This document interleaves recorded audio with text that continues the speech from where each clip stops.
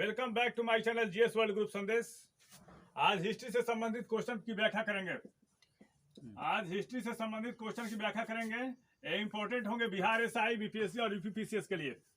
पहला क्वेश्चन है, सल्तनत काल में कौन ऐसा शासक था जिसने खुम्स में कोई हिस्सा नहीं लिया? पहले समझने का प्रयास करेंगे खुम्स होता क्या है।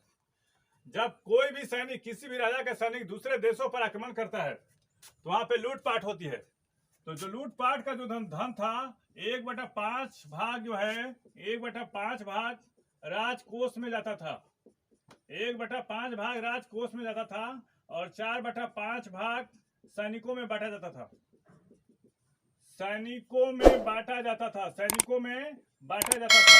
इसी को कहा जाता है खुम्स। यहां तक क्लियर हुआ? इसको कहा जाता है खुम्स कहा जाता था। पहला ऑप्शन है कुतुबुद्दीन ऐबक। कुतुबुद्दीन ऐबक के बारे में थोड़ा बहुत समझें कि कुतुबुद्दीन ऐबक ने क्या किया था। तो कुतुबुद्दीन ऐबक जो था वो लाहौर का शासक था।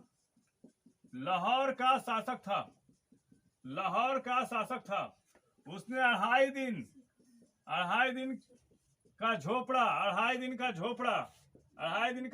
नामक मस्जिद का निर्माण करवाया था।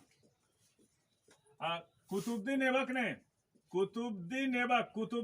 ने दिल्ली में कुतुबुल इस्लाम मस्जिद का निर्माण कराया था। कुतुबुल इस्लाम मस्जिद का निर्माण कराया था।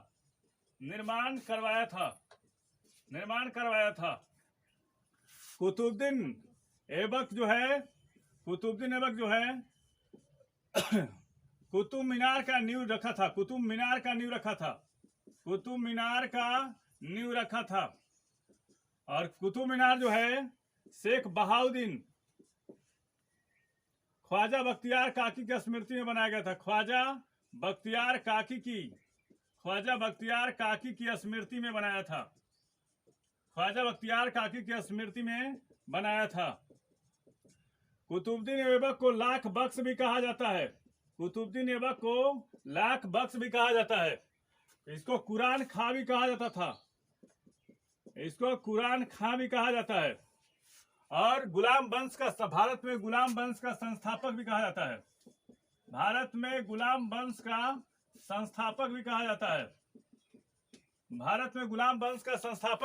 है। इसको मोहम्मद गोरी का दास था। कुतुबुद्दीन ऐबक जो था मोहम्मद गोरी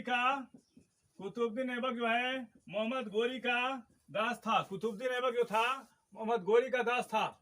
इसने 1206 से 1210 तक शासन किया था। दूसरा में देखते हैं अलाउद्दीन खिलजी। दूसरा जो ऑप्शन है उसके बारे में चर्चा करेंगे। ये अलाउद्दीन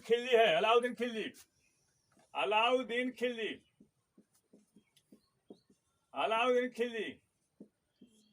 इसने दक्षिण भारत को विजित करने वाला पहला सुल्तान था। दक्षिण भारत को विजित करने वाला पहला सुल्तान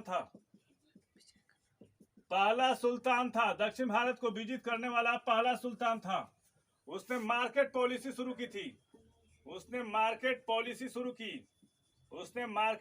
शुरू की। इसने और अन्य काम किए थे। दीवाने मुस्तक राज की स्थापना की थी।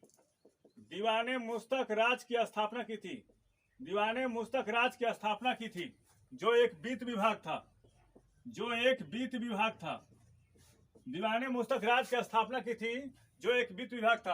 इसने सेना का केंद्रीकरण किया।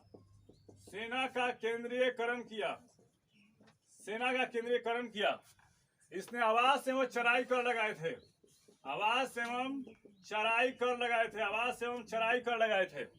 इसको द्वितीय सिकंदर भी कहा जाता है।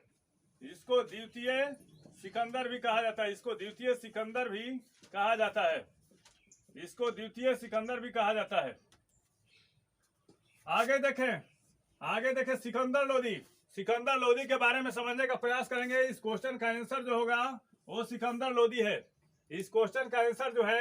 सिकंदर लोदी ने क्या किया? सिकंदर लोदी के बारे में समझेंगे। इसने 1504 में आगरा शहर की स्थापना की। आगरा को राजधानी बनाया, आगरा को राजधानी बनाया था, आगरा को राजधानी बनाया।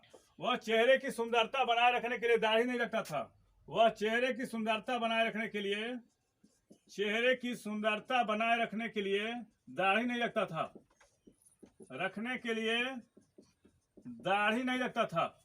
उसने गुरुलक्ष्मी नाम से, उसने गुरुलक्ष्मी नाम से कविता की रचना की थी, गुरुलक्ष्मी नाम से कविता की रचना की, कविता की रचना की, उसने गुरुलक्ष्मी नाम से कविता की रचना की। अगला है, उसने ज्वालामुखी मंदिर को तोड़कर, ज्वालामुखी मंदिर को तोड़ा था, ज्वालामुखी मंदिर को तोड़ा और उसके पत्थरों को कसाईयों को दे दिया था मांस को तोलने के लिए। अगला ऑप्शन है एमबीटी, मोहम्मद बिन तुगलक। किसके बारे में समझेंगे? इसको विरोधाभासों का मिश्रण कहा जाता है, अपने युग का अरस्तु कहा जाता है एमबीटी को।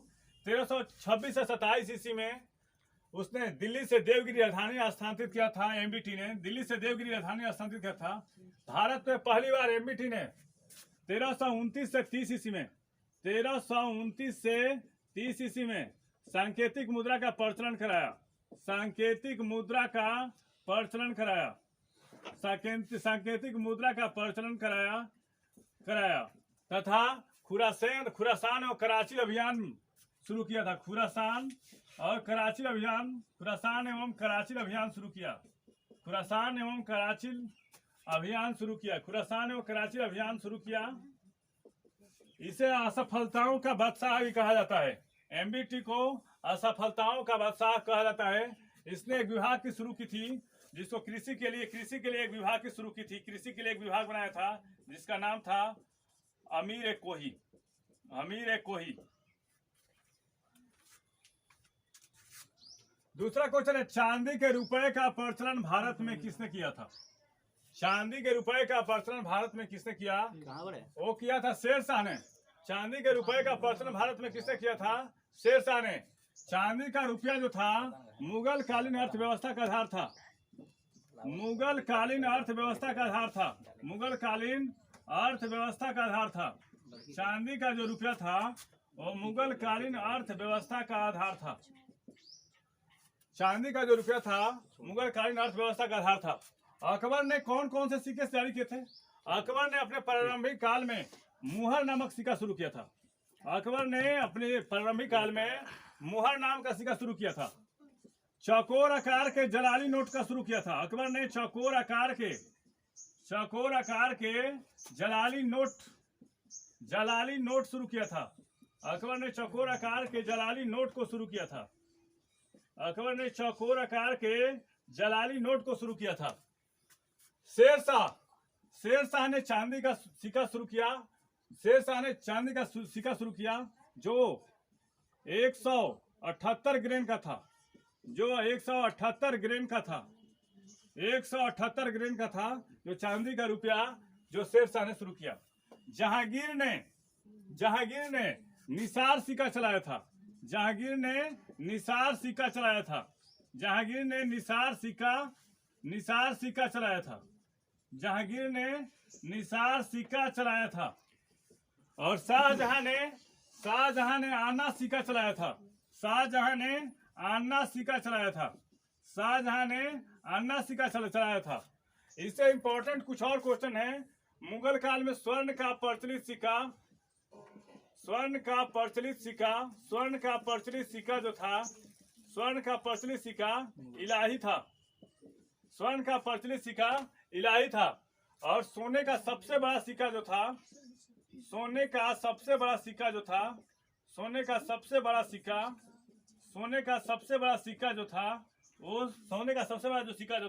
वो संसद था। सोने का सबसे बड़ा सिक्का जो था वो संसद था। अकबर की मुद्राओं पर राम और सीता की आकृति मिलती है। अकबर के मुद्राओं पर राम और सीता की आकृति मिलती है। यहाँ फिर से देखें, एग्जाम के पॉइंट ऑफ व्यू से सबसे महत्वपूर्ण क्वेश्चन है, चांदी के रुपए का प्रचलन भारत में किसने किया था? तो शेरशाह सूरी ने ये किया था। पहला ऑप्शन है अकबर। इसने अपने जब शासन पर गद्दी पर बैठा तो उसने मुहर सिक्का शुरू किया था। उसने चौकोर आकार के जलाली नोट को शुरू किया। चौकोर आकार के जलाली नोट को शुरू किया था। शेर शाह ने जो चांदी का रुपए का सिक्का शुरू किया था वो 178 ग्राम का था। वो 178 ग्राम का था। जहांगीर ने निसार सिक्के को चलाया था। जहांगीर ने निसार सिक्के को चलाया था। और शाहजहां ने आना सिक्के को चलाया था। शाहजहां ने आना सिक्के को चलाया था। मुगल काल में स्वर्ण का प्रचलित सिक्का जो था वो इलाही था। सबसे बड़ा सिक्का जो था वो संसद था। और बाबर ने सहारुख सिक्के को चलाया था। बाबर ने सहारुख सिक्के को चलाया था। बाबर ने सहारुख सिक्के को चलाया था। बाबर ने सहारुख सिक्के को चलाया था। बाबर ने सहारुख सिक्के को चलाया था। अगर हमारा चैनल अच्छा लगता है तो इसको लाइक और सब्सक्राइब जरूर करें।